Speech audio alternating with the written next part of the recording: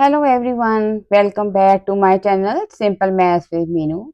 Now, before going to main examples on derivative, now let us first discuss the results on the derivative. Now, first result on the derivative, that is, let f and g be two functions such that their derivatives are defined in the continuous domain. What it means? That means they are finitely exist in their domain. So, then derivative of sum of two functions, that is a sum of the derivative of the functions. That means derivative of in bracket fx plus dx. Then we will take derivative of function separately, that is derivative of fx plus derivative of gx. Now, for example, find the derivative of sin x plus cos x, that is equal to derivative of sin x plus derivative of cos x. As we have discussed before, derivative of t functions, so derivative of sin x, that is equal to cos x, and derivative of cos x, that is equal to minus sin x.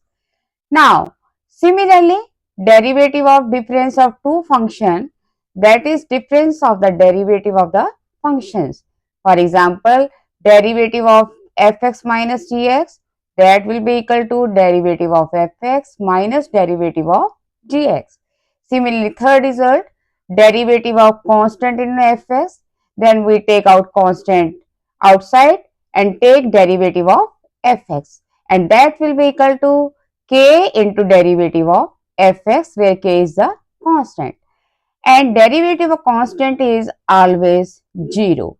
And we know, we have already discussed derivative of x raised to power n, that will be equal to n x raised to power n minus 1.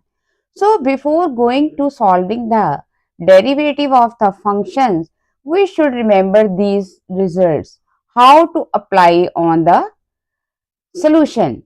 So, for example, now find the derivative of 6x raised to power 100 minus x raised to power 55 plus 4x raised to power 32 plus x plus 10. Here we are observing, we are applying derivative of sum of functions and derivative of k into fx and derivative of constant functions and derivative of x raised to power n. So, before going to solving the function, so we should remember all the result. Is it okay? So, come to the main points. So, derivative of 6x raised to power 100, apply, take 6 outside, and derivative of x raised to power 100 minus derivative of x raised to power 55. Again, take 4 outside and derivative of x raised to power 32 and plus derivative of x and derivative of 10. As you know, derivative of constant, that goes to 0, and here we will apply derivative of x raised to power n, and that is equal to derivative of x raised to power n, that is equal to n x raised to power n minus 1.